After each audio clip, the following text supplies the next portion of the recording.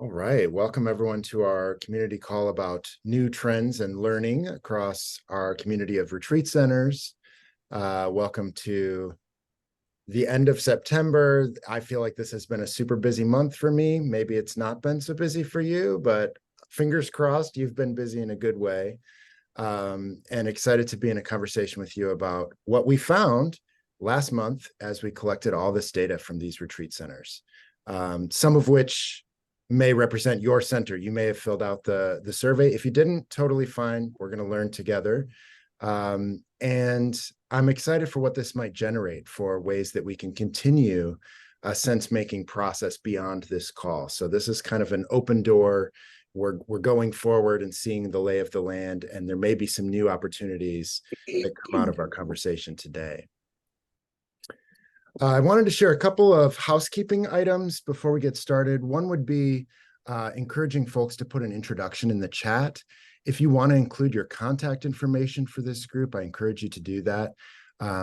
We don't have a lot of time on these calls, depending on how many folks join. Sometimes it can be really hard to like, oh, wait, I wanted to ask so-and-so a question and be able to have that follow-up. So I encourage you to put any information about yourself you'd like to share with this group in the chat at any point. Use the chat to communicate one-on-one if there's somebody who raised an issue you'd like to follow up on, or if someone from a center that you recognize as a peer to your center, maybe they're a similar organization in terms of size or location, reach out to them, and we encourage you to build those connections so that you can follow up more after this conversation. One other housekeeping item, I'm going to do a slide presentation. I was recently in a Zoom call with a slide presentation, and it was really hard to read the slides without shrinking the slides down. So when I share my screen, there'll be an opportunity for you, if you have it on gallery mode, to move left and right a slider between the chat box and what I'm sharing, or between the pictures of the folks in the conversation and what I'm sharing. So feel free to use that to sort of help yourself and make Zoom work for you for what you need. Sometimes that's like make or break, and otherwise I just can't take in the information because I can't see it or read it or whatever needs to happen. So wanted to encourage you to do that. As we get started today, this could be a really dry topic, but I want to encourage you with a little invitation around the storytelling side of data. Data tells a story, and it certainly tells a story about our own center. And I'm sure for most of you, you understand that pretty clearly, and you're actually probably really good at seeing the story of your center and the story of your work in the data that you collect. For us at this sort of network level, there's another story about the sector or the field of retreat centers. And I want to posit that I am not the teller of that story, that I don't actually know the story, that we can learn the story together, and that you each might tell it, or actually I'm almost positive you would all tell it a little differently. So part of our job today is to see what stories pop out to each of us, because we all have our own lenses and we're bringing our own kind of reader's mind to the story that's being presented. And then there's also an opportunity to write that story as we go. There may be chapters of this that are sort of popping up in your mind or in a few minds here in the room that either I can't see or others in the group wouldn't see unless you name it. So I'm going to encourage us to use that kind of frame as we go through this presentation. And I have two sort of prompts, an opening prompt and a closing prompt to help us with that. So many of you maybe have looked through the slides already, or have, if you're a data geek, you've already jumped into the spreadsheet and started slicing and dicing, and you're thinking about, oh, I got the secret goods. I'm going to solve this problem. But I'm curious what word or phrase might be sitting with you already before I've given the presentation or we've had conversation with peers.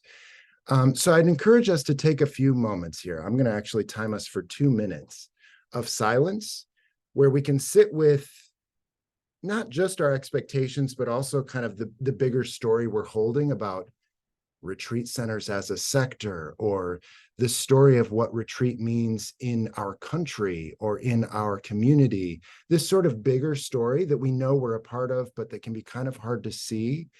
And we're bringing that into this data. So I'm going to give us 2 minutes here to sit together. And at the end of that, we can put in the chat or even say out loud just some of these words or phrases that are sitting with us that sort of characterize what we're holding coming into this. Let me give you a bell here. I don't know if you'll be able to hear this, but I will switch my sound here.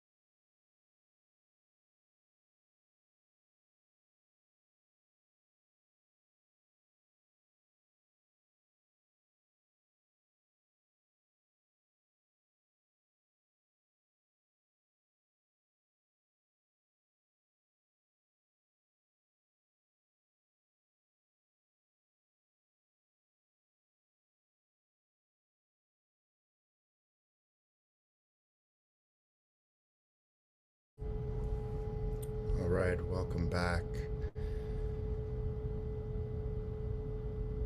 I'd like to encourage us to share that phrase or word that reflects kind of the story you're bringing in out loud. The story I'm bringing in is one of care, care at the beginning and end of life. I'm thinking of the life cycle. So this birth doula and the hospice nurse. What story are you holding?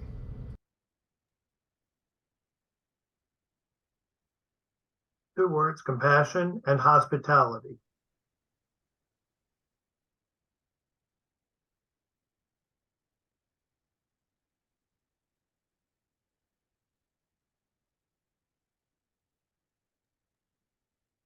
Sustainability for those trying to do good in the world.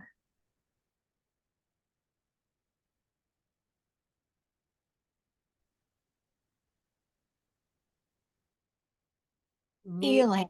Okay. Sorry. Healing. I have three words: connect, inspire, give hope. I have two: needs and hope for the future.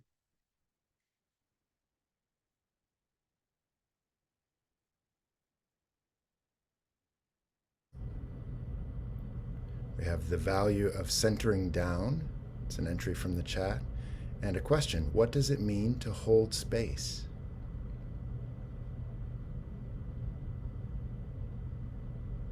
Insight and illumination.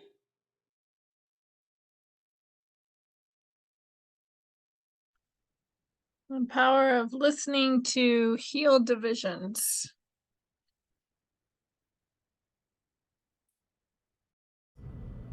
From the chat, we also have learn, support, provide insights. Building community. Simplicity and space.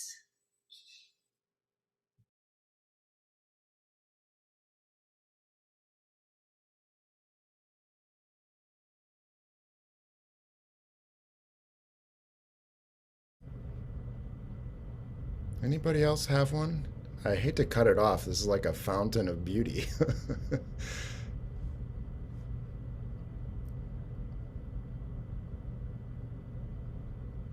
Well, thank you. I think we could be done with the call right there. I feel inspired to go back to my work. uh, yeah, what a great grounding for this data presentation. That is very powerful. There's so many sides to this story. Each of us kind of holding our own piece. It's part of our own stories as well. It's part of our own individual stories. My plan, thank you. My plan as we go through the data presentation is that I have about 40 slides. I will share what I see, and the slides tell a story of a sort just because we chose certain questions and folks answered them. But there are more stories underneath what I'm going to share, and that's what we're going to uncover together afterwards. So I will share for about a half hour, and then we'll have a discussion for about a half hour. The idea here is that there are some bigger picture pieces that we can look at, but there are also some applications that will apply to each of our centers differently. And I want to uncover a little bit about what you're looking at, how this applies to your center. I'm also interested in kind of the pairing of those two, how this data opens up an opportunity for benchmarking. There are some hotel benchmarks I want to talk about that don't really necessarily fit with our industry, but certainly can speak to the work we do.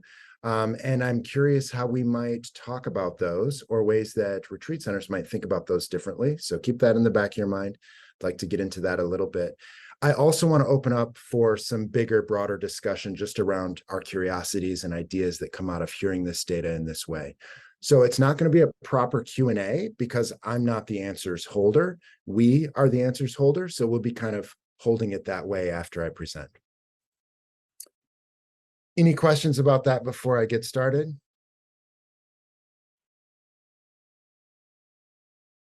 Okay, cool. People are okay with what I got.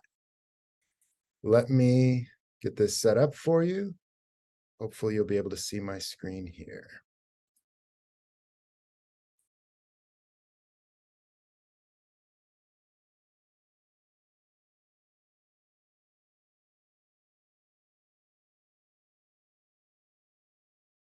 Loading up. Can you see it there? Yes. Okay, great.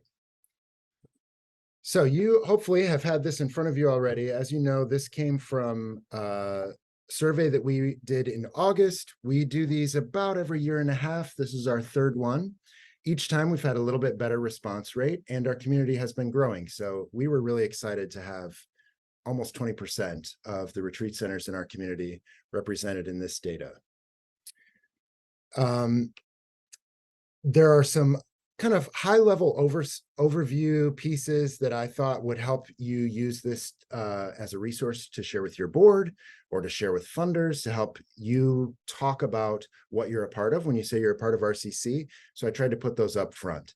There's also a little more in-depth data and charts as you go deeper into this. And there's a link to the raw anonymized data for you to go even deeper. So there's kind of 3 levels here of depth. But we can start with the executive summary, which is just a few pages of sort of highlights that we've pulled out. Here you can see what we have going on. Some folks gathering at Kirkridge. This was last summer, so a year and a half ago. A fun dinner at the end of a retreat together. The executive summary, we broke out into these little subheadings. So retreat center characteristics, we were looking at what shape do these different centers take? How are they affiliated? How big are they? How many people do they employ? So a key insight is that 86% of the centers that responded have a longer lifespan. They're more than 10 years old. They seem to be pretty well established. I bet there are quite a few more centers out there that are not well established, that have not responded to the survey because they are not well connected with us yet. I've been having more and more conversations with folks who are opening centers, but of the folks who responded to this, the vast majority are more than 10 years old. Catholic centers make up a big percentage, as well as spiritual seekers. This affiliations question we'll get into more later. There are fuzzy edges to this, so there are different ways that folks identify how their center is affiliated, and we can get into more detail later. Same with community affiliations. Hard to know exactly what folks mean when they say they're affiliated with a certain community, but the top three were environmental stewardship, holistic wellness, and interfaith being 59%, which is pretty high. Most of the centers who responded fall in this category of employing 1 to 5 full-time employees. Lots of other groupings there, including a few centers who have over 20 staff, but the majority fall into this category. The majority of respondents also are part of a larger organizational entity, and I'll go into more detail about how they categorize that in a few slides. I also was excited to see that a majority of respondents are participating in partnerships with BIPOC-led organizations. We can talk more about that question and how it was framed, though, which is that it assumes, or seems to assume, that all the centers who are responding are not BIPOC-led themselves. So there's a little bit of an assumption built right into the question. So we need to look at how we ask that in the future. Around finances, many centers are still struggling. Several cited COVID, many cited aging facilities and deferred maintenance, and a few also cited an unknown future around these subsidies that they receive from their parent organization that have helped them weather the storm so far, but it's unclear what that future will look like and whether that subsidy will continue. Majority of centers have annual budgets under 1 million. Majority fall into the categories of either breaking even or struggling to make ends meet.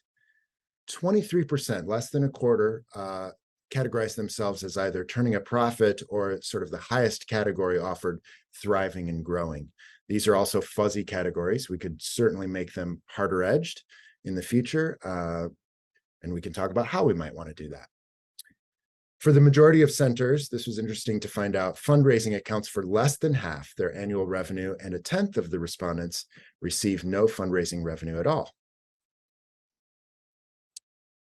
Looking at programming, a key insight is that on-site land-based programming is still key for almost all the centers that we have. It's a majority of their offerings, and we dabble a little bit with online or with hybrid, but it's not taking over, and it's not even half and half. It's definitely a much smaller percentage. This question, there's a lot of room to go deeper on, but this was one that was raised by some focus group conversations we had. We were asking how many retreat centers design and deliver their own programs, and it turns out that an average of 40% do that in-house, but the range of responses covers all ends of the spectrum. So we'll look at that in a few slides. There were strong trends for programming around resilience, trauma response, somatic or embodied practices. Those are the kind of requests that centers are hearing over the past year.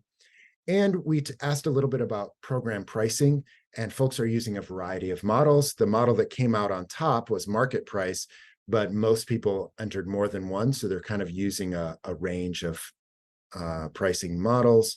So folks are also using sliding scale, and some are also asking for donations in addition to fees, as well as 5, 6, 7 other models that they're using. So we can look at that soon.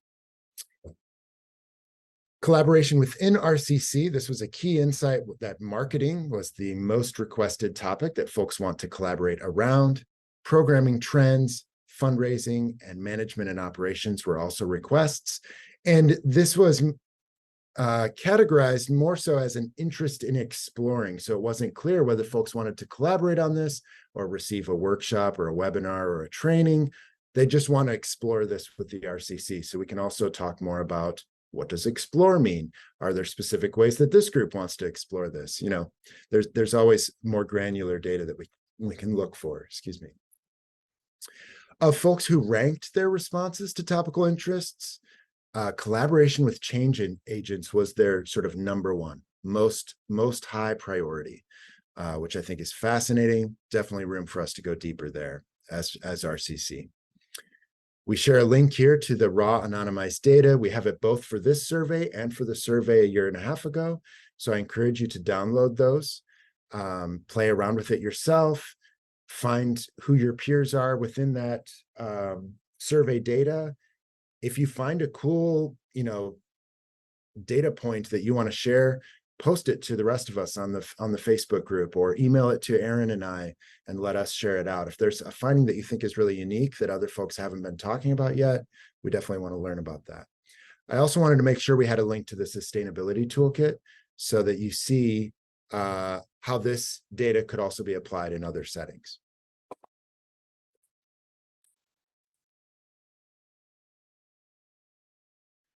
Map of respondents. Here's where those 67 centers are located. I'm so happy to see that this survey also pulled in centers from the South and centers from the Great Plains. Yes. In the past, we had like one center in Texas and one in Florida, and the South was otherwise unrepresented. So this is an improvement from the past. Still, obviously, a concentration on the East Coast here, around the Midwest, and a little bit in California. I know there are centers in Oregon. I know there are centers in Wyoming. So we have others that were not reached by this survey. This certainly doesn't cover all of the RCC community, but it's a good sample. I'm also happy to say that we were able to now name a number of how many acres RCC represents, and it's over 14,000 acres just from these survey respondents. In our mailing list, we have over 350 centers. So this 67 centers is just a fraction of the acreage that's represented from folks who are participating in what we offer. So now we can go a little more into detail with some of these slides. We took all of your mission statements that you entered and generated a word cloud with the words that showed up the most often. So of course, retreats and retreat and center show up the most, but then as the words get smaller, you see words that showed up less often. So some of the words that showed up the fewest times would be seek or provides, but spirituality was mentioned quite a bit. People, mission, place, space, community, groups, healing. I really love looking at this and just thinking about what this says about who we are and the work we're doing and the overlaps that are consistent across many of our centers. I encourage you to print this out or put it in front of you so you can sit with how many other folks are also working on the same things that you're working on. Nice clean bell curve here of the age of the centers that RCC represents. 26 to 50 years representing the majority, but several in each category and a couple that are over 100 years old. Same with staff size. We have a few that are operating with just one full-time employee, 7 centers with just one full-time employee. Most are working in the 1 to 5. The next highest group is 5 to 10, and then it drops way down for 10 to 20, but we still have quite a few centers that are working with more than 20 full-time employees, which also surprises me. Certainly ways that we can think about our peers as we think about centers that employ a similar amount of people, maybe have a staff person dedicated to a certain role. I would love to go deeper into comparing, if you find your peers that are employing the same amount of folks, how are they functioning financially? And what does that mean in terms of the programming models they use, the pricing models they use, and how could you compare notes with each other? Here we have the maximum number of guests that your center can accommodate overnight if each person has their own room. This also includes some outliers. There's a center here who responded that can do 400 guests overnight in single rooms. We might want to go through some of this and trim out some of those outliers. I'll show more outliers in upcoming slides, but the average from this group is 53 guests. I often have centers come to me and say, we don't really have any peers in RCC. We can only do 15 guests. And it's like, well, you got some peers. There are quite a few guests, quite a few centers that accommodate less than 25 guests. So that's exciting to see. And I encourage you to look at the data to see more what you might learn about who those peers are, how they operate. Average retail price for a single overnight in a single room with 4 meals. Again, a big outlier here. Someone's charging $1,000 for that. If we take that outlier out, this average is going to move down, but for right now, the cumulative average is $184 for that single overnight. You can see a nice clean range here. Many different price points represented down to $50 on the lowest end and in the $500 range through here. How many acres of land does your organization or parent organization steward? This is a little bit of a mushy question because some folks have a huge parent organization with lots of other ministries on site, but it does mean that their programming can perhaps use some of the other amenities that might be available. We have, this was a 2,000 plus, so we have someone that has 2,000 or more acres, and then a nice, I think that's a pretty nice slope there of other centers in the 1,000-acre range. The average is 211 acres. The majority of centers, though, are stewarding less than 100, and some have very few, if any.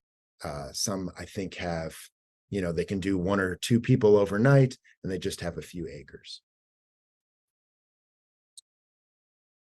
I wanted to run this scatter plot to see if there are trends. I encourage you to do these kind of little exercises to see if there's a trend.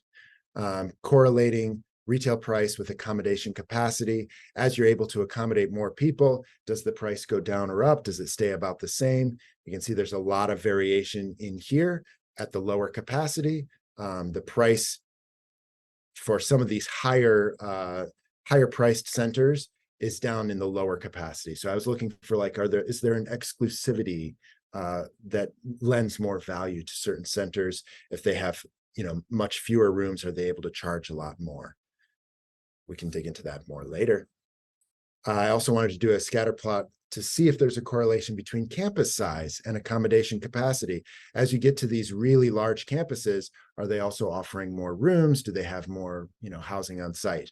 I don't see a direct correlation here. We have some centers that have very large capacity for accommodation, and then others that have very little. So it just gets more and more dense as you get down in here. There could be some granular data that we could uncover if we change the scale of this chart, but you can do that and play around with it. Looking at organizational ecosystems. I was surprised to see this in some ways, not surprised in others. The majority of centers in RCC, at least the ones that responded here, are part of a larger entity, which helps them out financially, might help them out with buildings, might also lend to some of their instability because they're not in charge of all of their finances or in all of their staffing. So it's not necessarily always a benefit. It just complicates things differently. When I presented this data to our stewardship circle, they said, this does not help me. You know, who are these groups? What are these larger entities they're a part of? So I've added a slide here to help us think about who those 52% are. 12 of them are Catholic religious organizations. There's also Protestant religious organizations, Jewish, Orthodox Christian. We have a couple of universities represented, a private foundation, a hospitality business group, a land trust, a nonprofit fiscal sponsor, and an ecumenical monastic community that is more than just the retreat center. The retreat center is just one of what they offer. So that's kind of an interesting range. I wouldn't have expected that much diversity in parent organizations. There may be more out there that didn't respond to the survey, so curious what that means. And certainly a hefty chunk here of Catholic organizations who are faced with very specific challenges and opportunities related to the subsidies they might receive from parent organizations. We asked about religious, secular, and spiritual traditions and communities, trying to get a feel for how centers affiliate. When we say mark all that are important aspects of your center's identity, it leaves a little wiggle room for how you define important aspect. And so many centers marked multiple, and it's hard to clarify exactly what they mean by that. But from here, you see that many connect with Buddhist communities. The majority connect with, well, not the majority, but 34 out of the centers who responded connect with Christian Catholic community. We also have Christian other represented. And then these two gray ones, spiritual seekers and contemplative traditions. The difference there is a little bit fuzzy. We could be more clear in the future about what that means between the two groups, but they're saying they have an affiliation with communities of spiritual seekers, and others have affiliations with communities of contemplative traditions.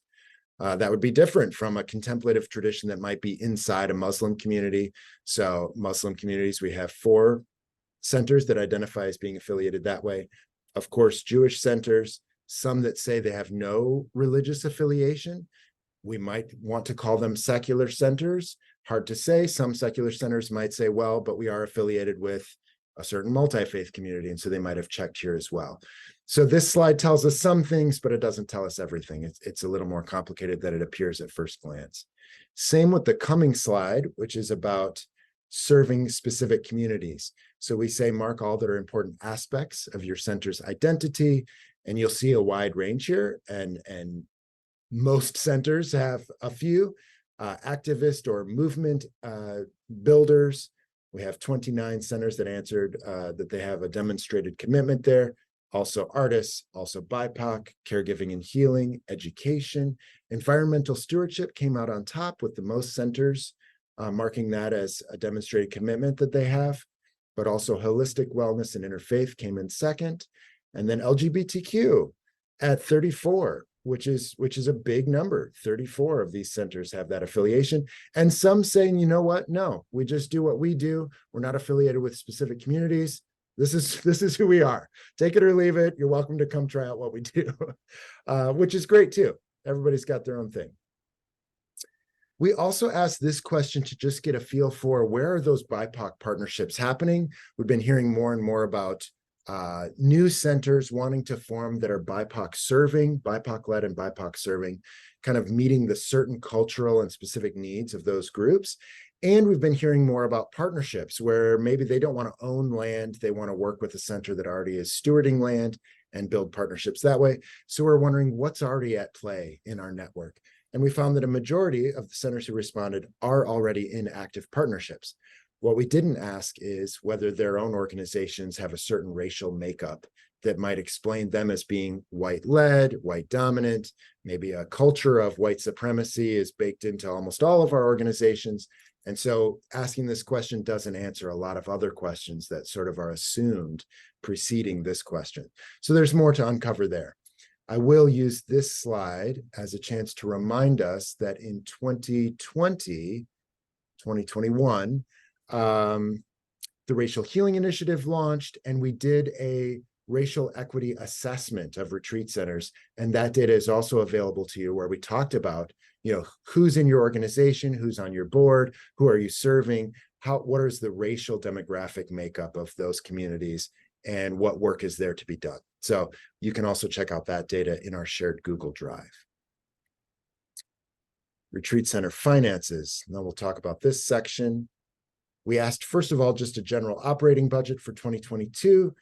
Got a feel for a range of budgets, the majority falling into this $500,000 to $1 million range.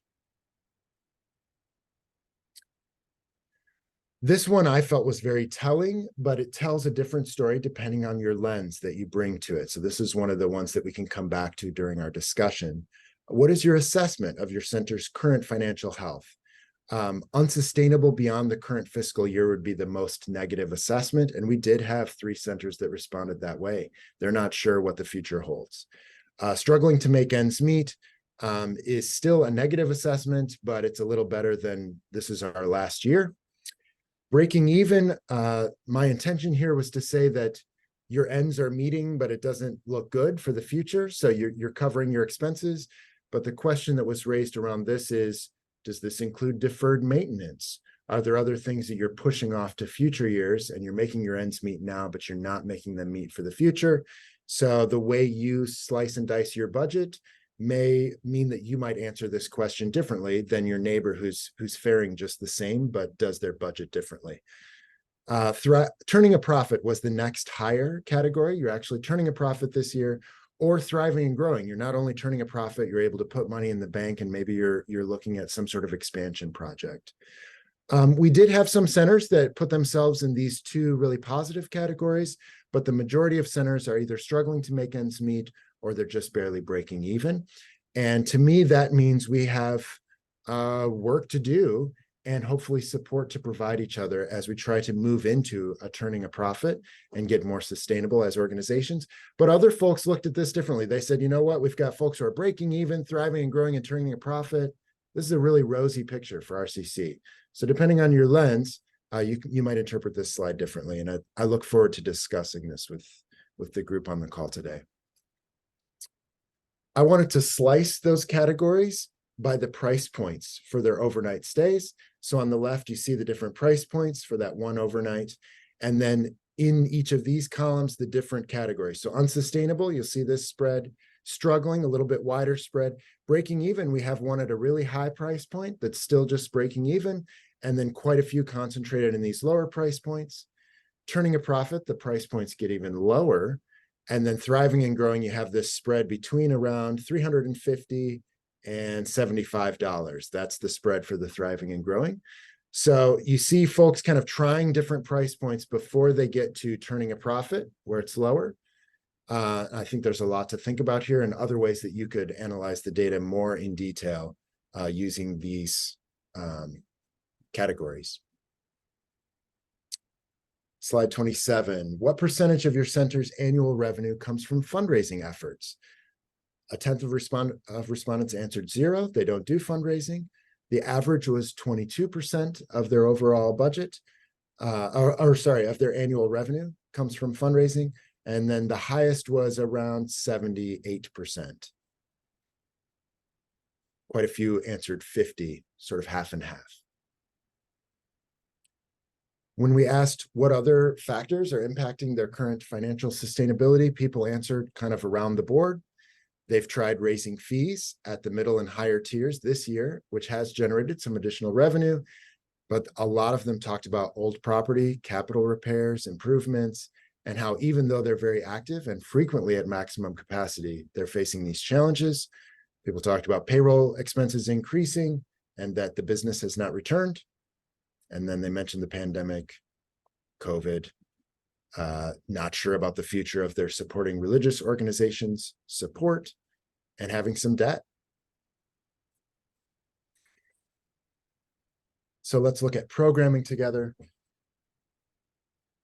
We have two questions here. One is about which program, how are your programs offered? And then the next one is, so the participants that you reach, how do you reach them? So you can see here that less than 10% of programs, a lot of centers are saying that less than 10% of their programs are either online or on site. And many are also saying that they simply don't use those formats. They don't offer online, they don't offer hybrid. And then on site is the vast majority of their programs, or the slight majority of their programs. Very few are putting themselves in this sort of half and half range. So that's what this scoop denotes. So that's programs are offered. The next slide is participants are reached. What percentage of your retreat centers participants are reached? And here you'll see that it's not quite as high.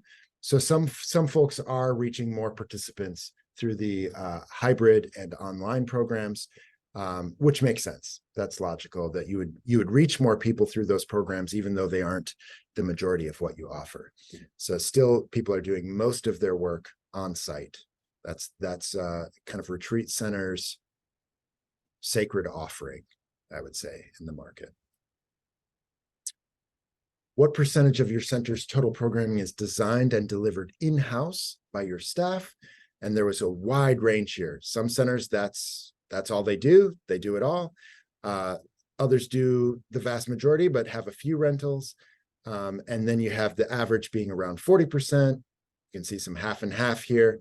And then some, they don't offer any of their own programming. So there's almost every variety here is represented within our community.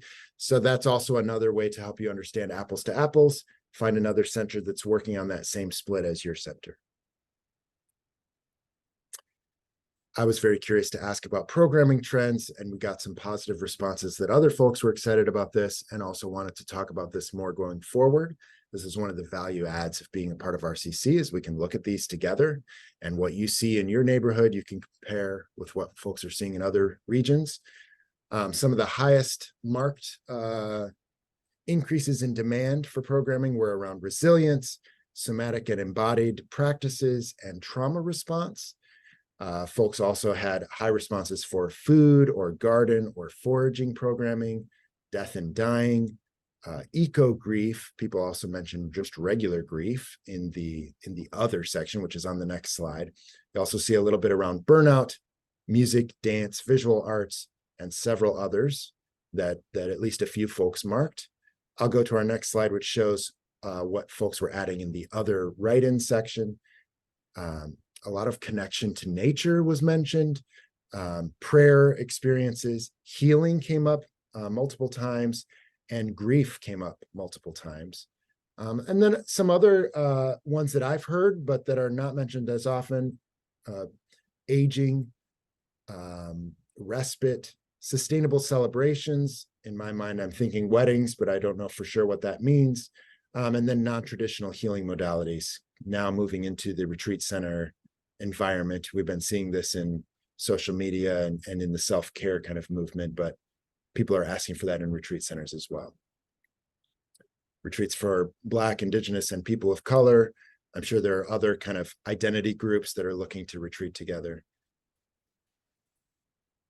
We also asked about program pricing models. I mentioned this earlier. Market price was one that the majority marked, but most centers marked more than one. And so folks are also using sliding scale. They're asking for donations. They're using a differentiated program cost between the different types of programs that they offer. Some are offering free programs. Some are offering a choose your fee. So you can kind of sign up for whatever you feel is appropriate for you. So curious, all the different varieties that are out there. We asked which ones were most effective for your center and to say a little bit about why. People also answered with quite a variety here, from individually negotiate with each group to stating costs up front, being consistent program-wide, developing a sliding scale where folks opt in and the higher fee cross-subsidizes the ones who choose the lower fee. Some folks have come up with a per-person cost with a minimum, and then other folks are using a market price and then adding scholarship funding with a code that folks can enter. So there's a variety here. Definitely encourage you to read through what you see in the raw data. And then just a few perspectives on collaboration. We asked folks what they'd like to explore with the RCC community. You saw a few of the call outs that I used in the executive summary, but folks are interested in quite a few different things. Programming trends was up there. Marketing was at the top. Management and operations, fundraising, collaboration with change agents, regional gatherings with peers, accessibility and belonging. Folks had so many things they were interested in. Many of these we've had just a few conversations on, but there's a big opportunity here for RCC to start leading workshops or webinars or trainings for us to actually put together programming for RCC community members to build their capacity in these areas. So that's something that we're exploring how we might do in the future and actually turn that into a revenue generator for RCC, which right now is not functioning in a way where we can fund that kind of programming at this time with our current model. So we're looking into how we might do that in the future. We asked folks how they've already been in touch with RCC community members over the past 18 months. And there's this beautiful curve here. These responses are built on that spectrum of collaboration. So this is the easiest, sharing information. It's how all collaboration starts. You just share some ideas with each other. As you become more connected, it goes deeper down the spectrum here into peer support, then into visiting each other, collaborating on a program, collaborating on fundraising, starting a group together, starting to share staff, maybe even pooling resources. And so we're expecting there to be a nice curve. As that gets more difficult, folks are not able to commit that much. What I found was interesting is that there's this dip out here around fundraising where folks they haven't tried that yet. And so on the next slide, you'll see the same curve. This is how can you envision in the future? You'll see the same curve and the same dip around fundraising. They're not sure if they can envision collaborating on fundraising. But what I also like to notice is that they are open to envisioning being in an affinity group. So the fundraising collaboration may actually be more difficult for retreat centers to envision. It might be further down the spectrum than we initially thought. So important for us to notice there. But almost everybody's interested in sharing information and peer support.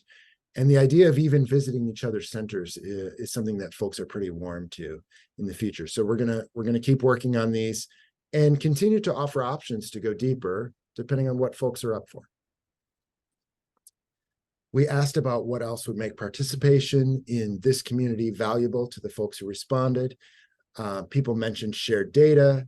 They mentioned doing things outside of business hours because they're a one-person shop. We got some centers out here who are just one full-time employee.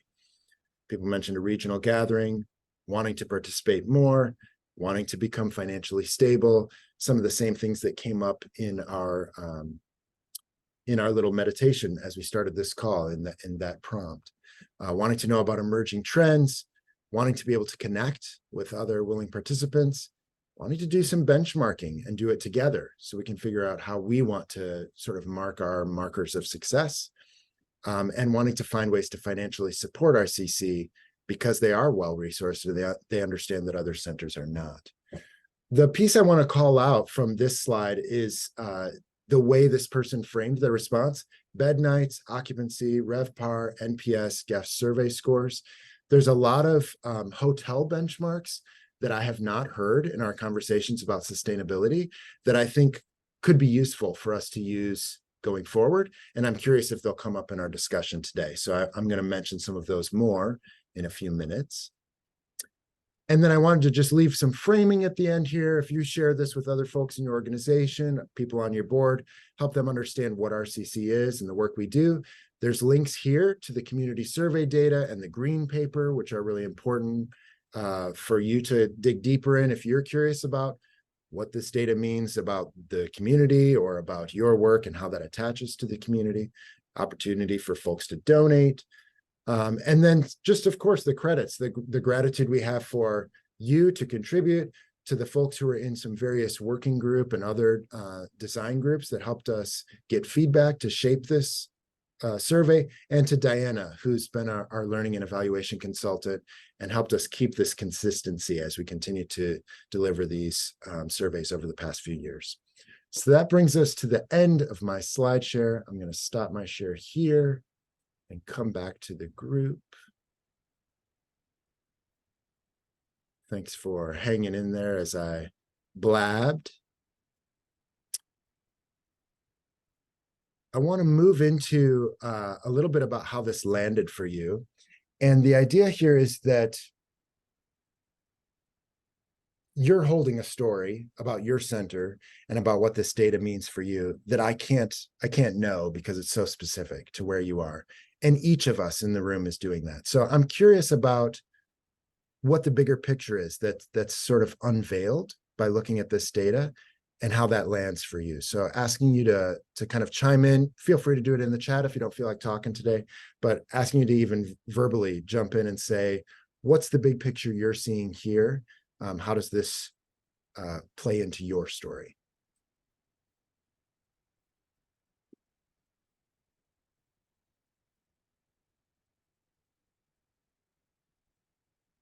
You know, one of my takeaways is that people are still the heart of what we do, because we're still not doing that much virtually or hybrid. I'm guessing we use it selectively. And so something that's top of mind for me is around staffing. And as we think about sharing our resources and collaborating, what I'm curious about the roles that people have, you know, particularly in the different sized groups. So up to 5, 5 to 10, 10 to 20 and over, you know, core roles, how people add roles or combine roles.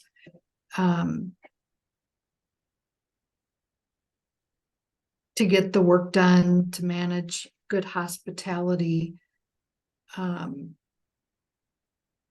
maybe even where people are contracting, you know, where they don't need a full-time person, or they can buy something, you know, a set of, that sounds really bad, but I think you know what I mean.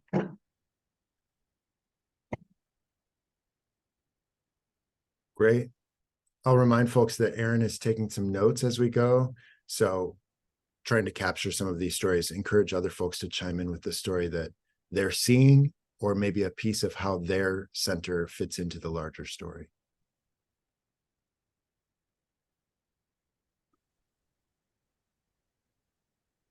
Well, I have to say, in looking at it yesterday and today before we even met, and then having you present it, and I put this in the chat to begin with, is what number makes it factual? You can say, oh, well, this many percentage or this many numbers have this answer. Well, okay, but if that is only 33% of 71 of 350 some retreat centers you have, does that mean it's an actual trend, it's actual facts, or it just happens to be that's what that group of people put onto the thing? So it's a challenge to look at the thing and go, okay, is that something I really need to take as truth and need to work with? Or in some of the numbers, do I just look at them and say, yeah, but, so those numbers are challenging me as a statistics person.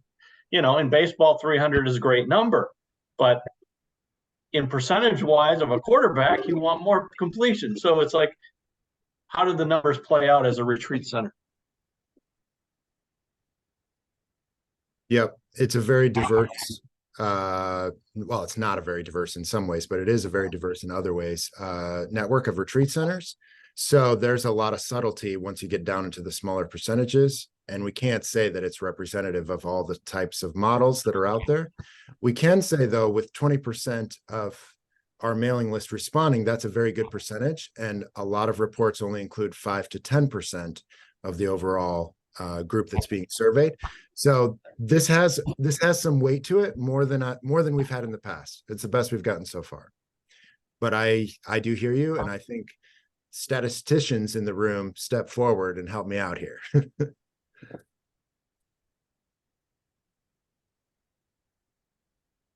I have two, I don't know if they're observations.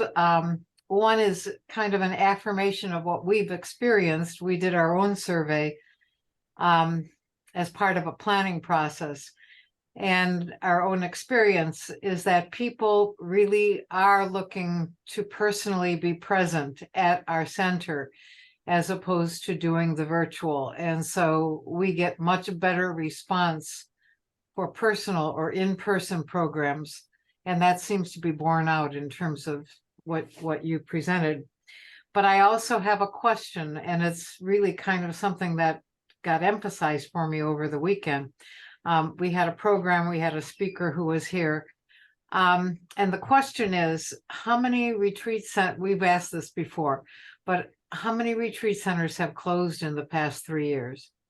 Because this person kept saying to me, please don't close, which made me think, because she was coming as a presenter, that has been her experience. And I know of some, but I only know in our local area. So I'm not sure, but I'm getting the impression that there have been a number of retreat centers that just didn't make it through, the trauma of the past 3 years. But I'm wondering if there's any statistics or anything available on that. And I know that wasn't the purpose of your survey, but.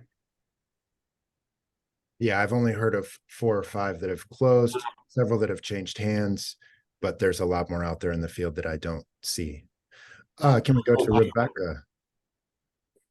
Well, I can speak to the question on retreat centers that have closed. I most recently worked for the Findhorn Foundation, where they, similar to a lot of other centers, had a little bit of a delayed start coming out of the pandemic, which resulted in guests not knowing that they were open, guests then turning to other centers, not booking presenters, speakers, or other people far enough in advance in order to fill up their calendar of programming to even attract the guests. And it wasn't until they announced that they were closing that donors started coming forward and saying, we wish you had let us know that you were struggling. So that's a lesson learned, engaging people sooner and perhaps even being open with either your guests and or past funders, donors, and letting them know that you need their help now more than ever. Interestingly enough, the programs this past month were full because people started realizing this was the last time they'd have a chance to be on site, participate in the programming that they were so well known for. And so again, I think the more open you can be, and I also worked with the New York Open Center before they closed, similar situation where once they started sharing how much they were struggling, people came forward and really wanted to support, similar to the way that the support and the funding was more available during the pandemic time as well. So there's definitely lessons to be learned. Perhaps even been bringing in some of the closed centers in the future session and letting them share some of their lessons and, you know, things that they perhaps learned as part of the closure.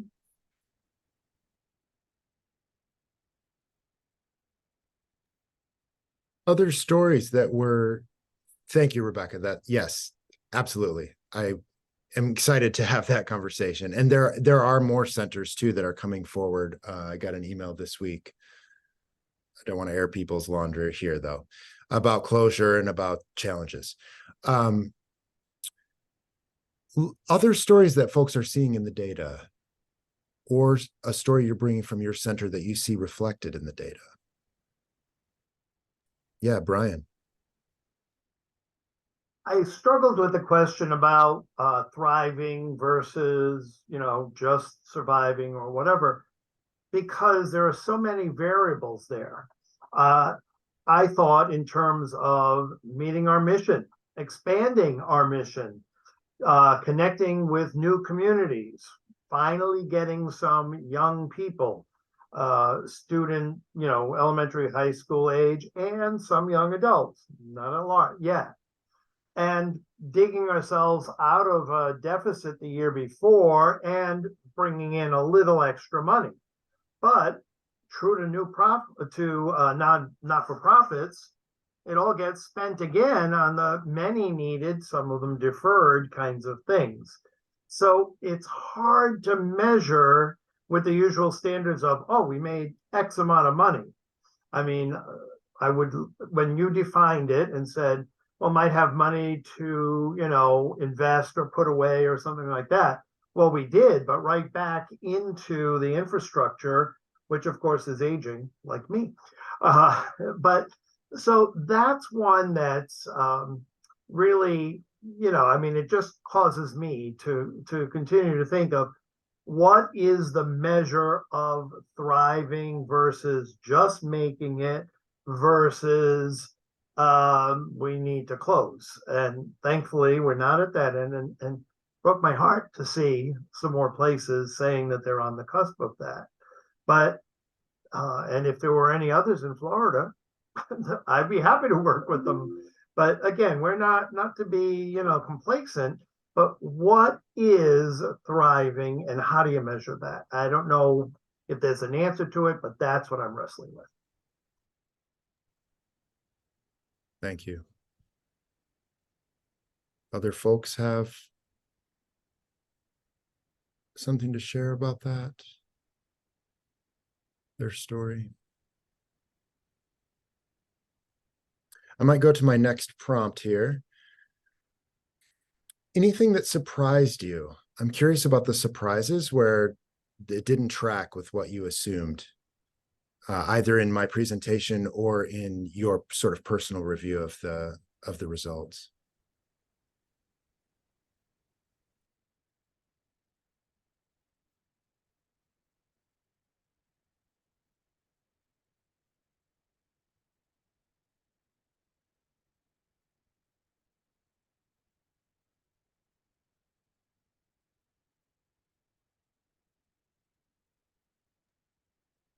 Maybe it felt pretty accurate, felt pretty authentic to your experience or to what you expected from your time with RCC and your assumptions of how other centers are working or the models they're using. I'm curious then how your center is currently planning or might in the future plan to use this information, to utilize it in your unique context. Is there applications in place that you've been waiting for this kind of data, now you have it and you can apply it? Or is it not applicable yet? Curious to hear about that intersection.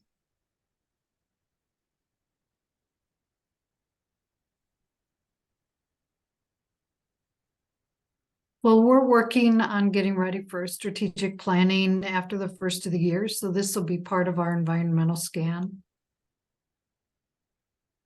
Good.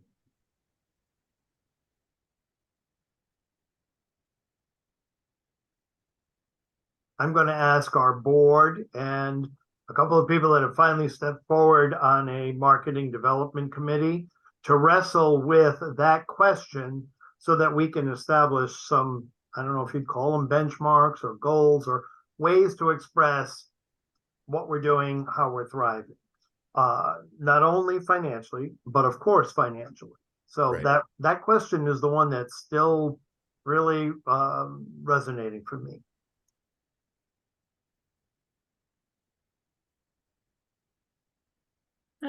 I have two thoughts. One, I'm still thinking about what you just said, Brian, a little while ago about how do we define thriving, and one of the things kind of breaking even, what does that mean when such a large amount of your income comes from a subsidy of your parent organization, and that is there in discernment, you know? So what does that mean? I don't know. It kind of, that question kind of assumes a business model which doesn't totally apply to us. So that was one thing.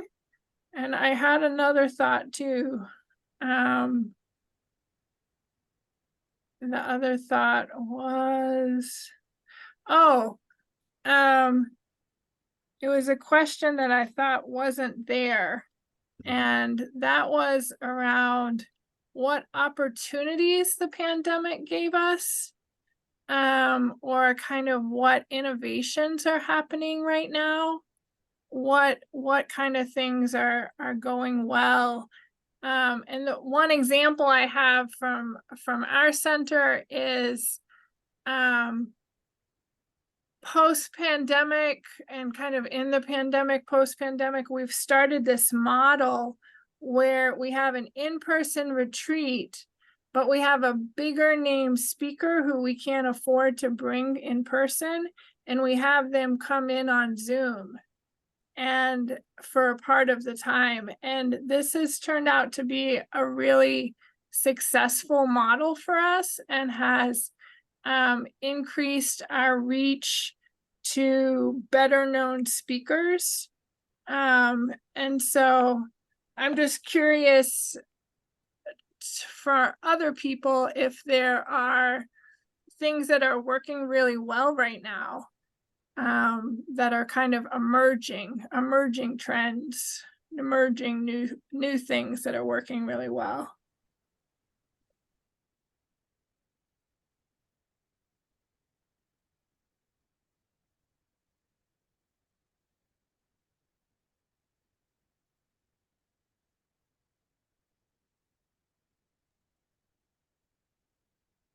I'm with Sarah in some ways too, in the center that we are intricately involved in a larger, the Franciscan Sisters.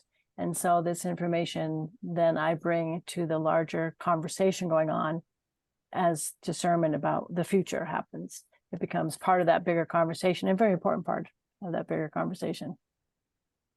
I'm happy to have it. Thank you. I'm excited. In 2 weeks, I'll be meeting up with Retreat Jewish, which is a new organization that's a community, a collaboration of retreat centers in the Jewish context. And I'll be sharing this data with them and hopefully learning from them about their own data within their communities. I think 8 to 10 retreat centers represented. So yes, there's opportunities for us to learn across traditions, different places. And hopefully I can share those insights back here to this group as well.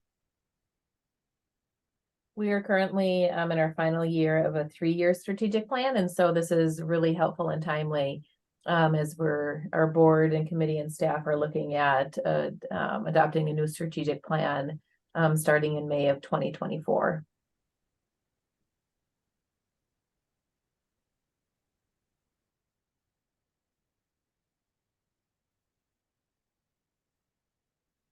We have about 20 minutes left. I wonder if we might spend just a little time here fleshing out this benchmarking concept. This is a term that some of us, I think, use kind of off the cuff, and there's maybe more to it that I even am not using appropriately. But this idea that we can measure our success and therefore compare apples to apples in a way that really makes sense across our very different centers. Yes, Rebecca, encourage more like insight into this from various vantage points. Rebecca's on the call as a consultant thinking about this from a different angle than of folks who are coming in as a retreat center leader. We also have somebody on the RCC stewardship circle who has a background in like benchmarking across big sectors in Canada. So I've been hearing these different like inputs around the math of it and the different ways that we can approach it. I'm curious if you all are using hotel metrics currently. I'm curious if we can talk a little bit about what your lingo is within your organization that helps you know if you're hitting your marks. And then I'm curious, to hear from Rebecca or from others who have a background maybe in an adjacent sector or field who can speak to how they use those insights in this sector, retreat centers.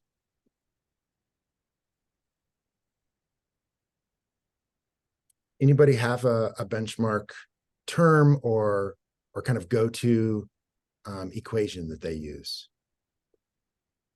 No. Yes. I think I use the term benchmark pretty loosely and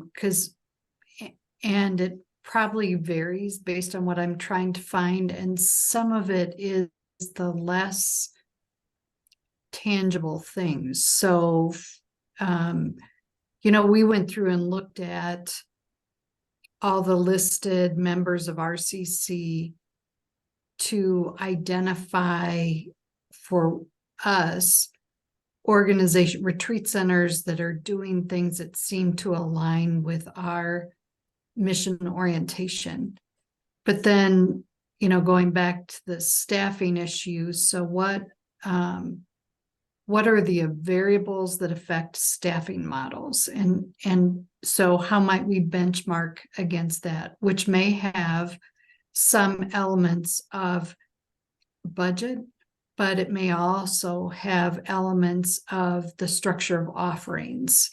So, I would consider Would-Be to be someone I want to look at because they've created some staffing structures that I think are interesting, that may offer some possibilities. So for me, it's less about a dashboard or a set of metrics, and more about things that may be in a challenging way, more qualitative.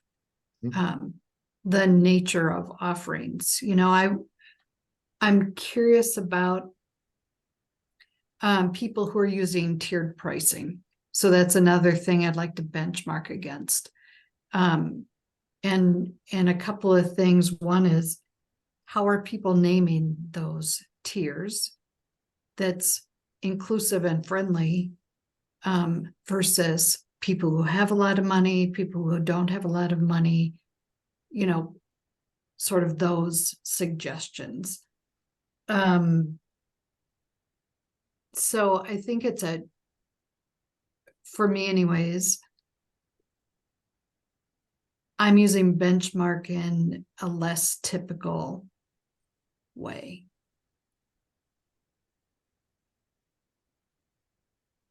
Thank you, Leslie. Other folks have similar reflections on how they might use or not use benchmarks at their center? I'm just curious, Ben, like when you're talking about benchmarks, are you talking about kind of like how you count and measure and report things? Yeah, let me put this link in the chat. So I'm thinking, Okay. yeah, starting with hotel metrics, but then actually establishing something for ourselves. Like a benchmark is something you can compare notes on. It's not Okay. just a metric. It's actually knowing where in that metric you can see success and then measuring your own success by it. So let's hear from Rebecca for a minute about some best practices here. Rebecca. Yeah. So the way that I think of benchmarks is to think of it as like goalposts or mile markers as you're kind of like going along the way. And benchmarks are more so for an internal barometer. So for you to see as now at the start of the year or fiscal year or calendar, whatever point you want to start, and you can start at any time. Like, where am I starting now to know where I end up? And or when we look at the same set of data, and it can be qualitative or quantitative, let's say a year or 6 months from now, how are we doing in comparison to ourselves versus someone else, right? So there's the market comparison, which Ben through RCC is kind of giving you, right? How are you doing in comparison to your peers? And then how are you doing in comparison to yourself? And so that information is really important, even if you just do tiny little bit of bits and pieces where you start engaging with people that come to your centers, asking them about their experience. So the most important thing I would, if I leave you guys with anything, is especially as you're heading into a new strategic plan or revising a strategic plan or revising budgets, is to have a really sound sense of how are people coming here experiencing us and what we have to offer.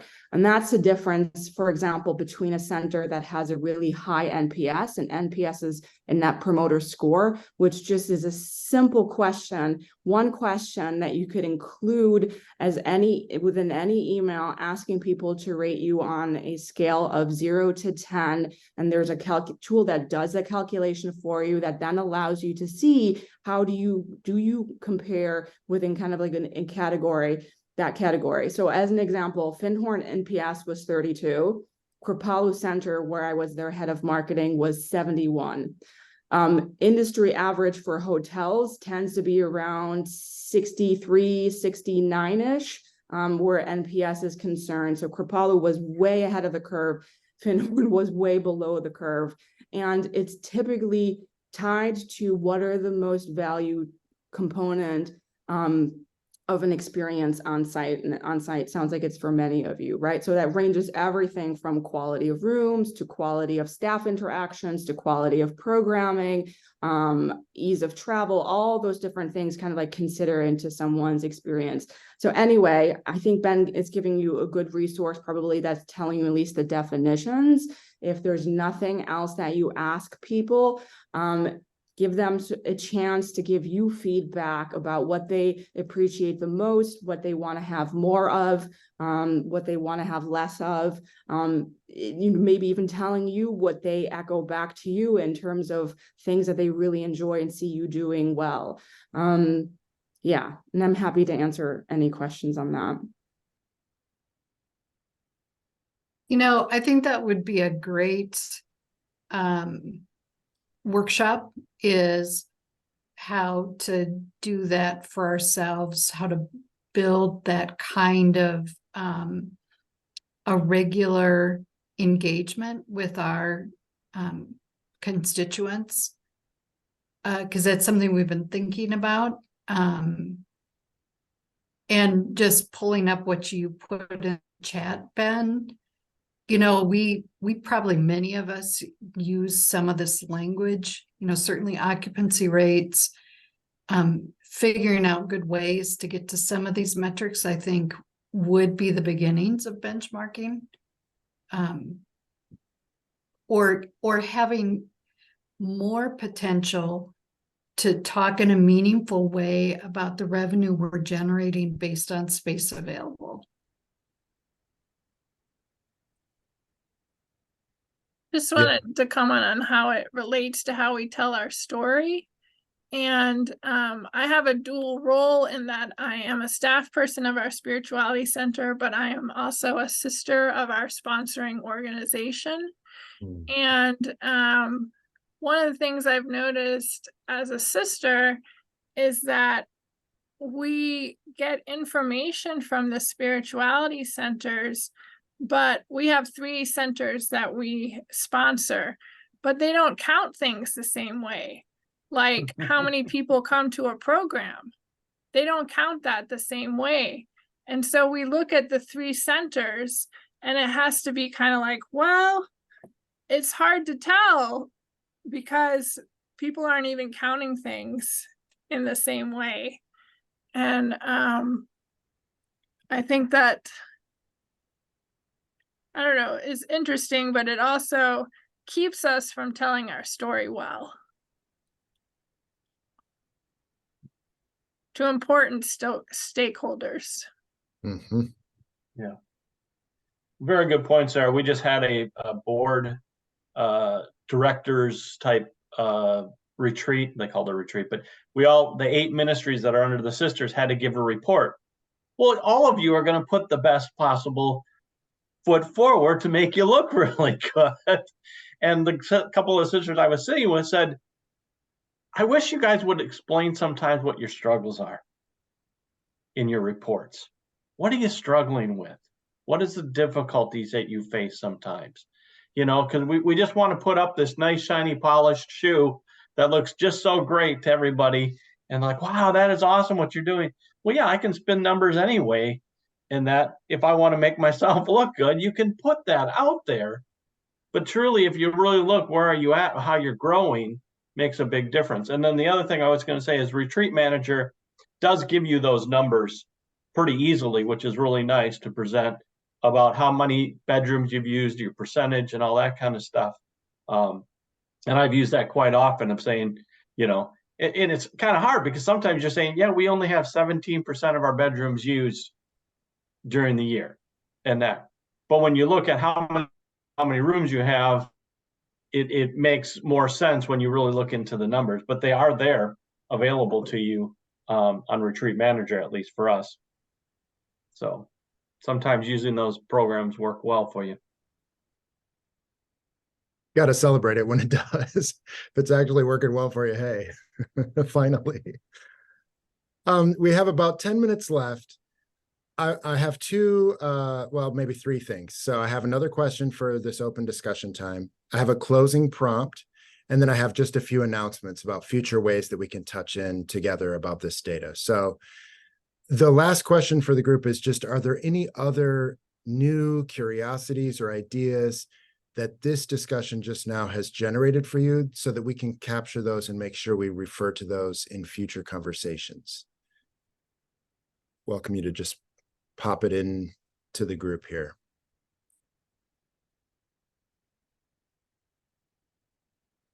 Yeah, Rebecca. I have one just thing for the group based on the data when I looked at it, and I haven't looked at the granular data, but the slide where there was the scatter plot in terms of pricing per room and indication of whether you're struggling or breaking even. So if you do that assessment for yourself based on how you answered it, what I noticed was that it seems like organizations might be outpricing themselves. So it's important to not just look at how is the rest of the market pricing themselves. If you are in the category of struggling or barely breaking even, and you know that your prices are higher than the rest, then it might be worthwhile to dial back on that, because you might be outpricing yourself compared to what your guests can actually afford.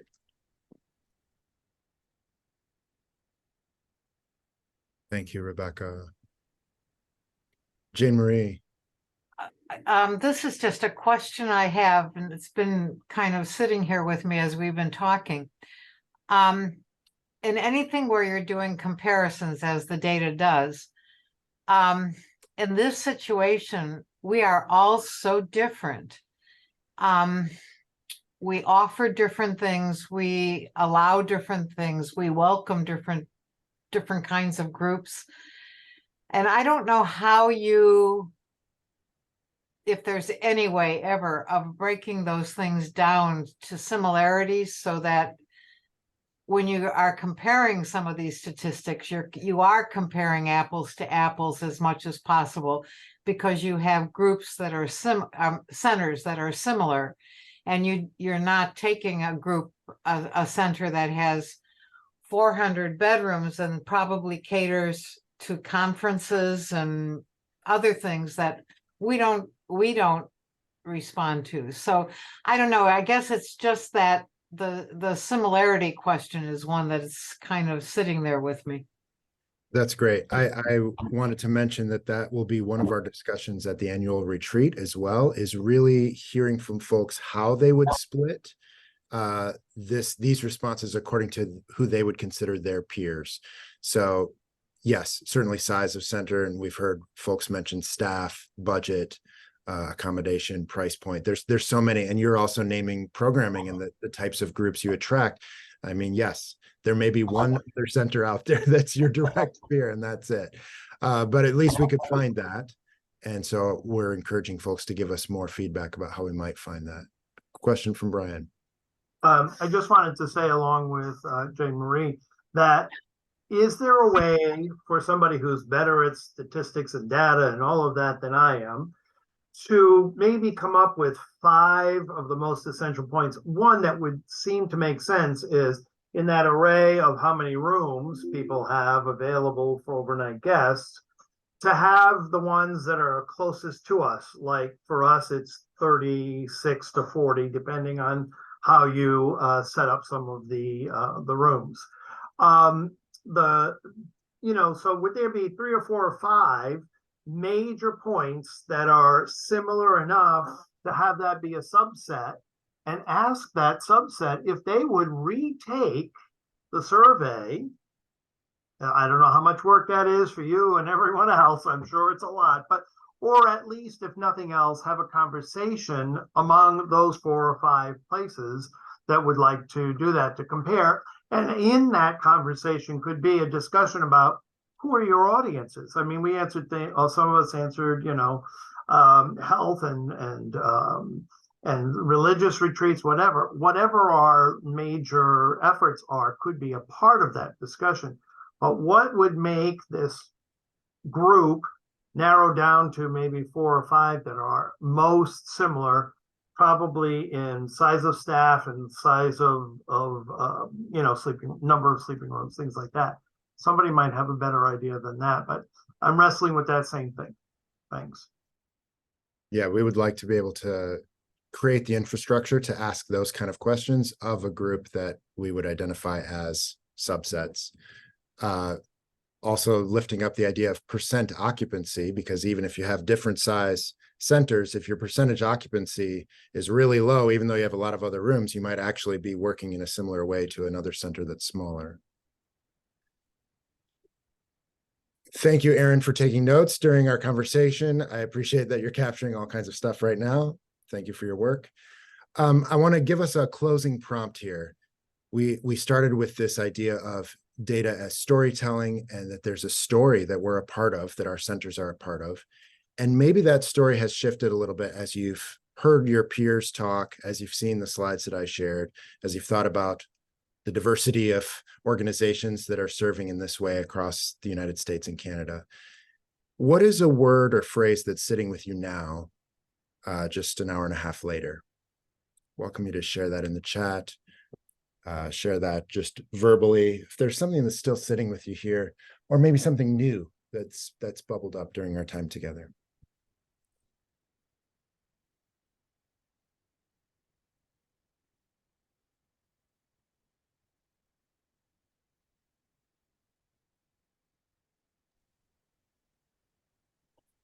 I think the story I'm hearing is something about being hungry for community, like really wanting to feel like someone else gets what I'm going through.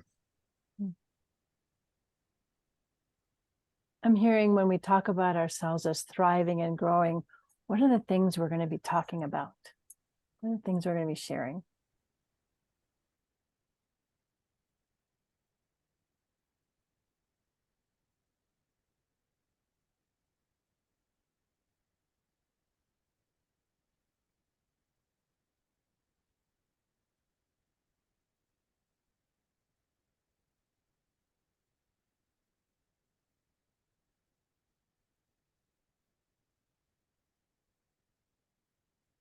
I hope there's more that you're sitting with. Yeah, Leslie. You see me on mute. Yeah. So, I love data, but I also know that there are limitations. And so I wonder how we encourage each other to mine for what is ours to do. We can learn from each other. We can't be each other. There may be, inspirational nuggets hidden in the data for us to learn from. But we will survive because we are responding to a call.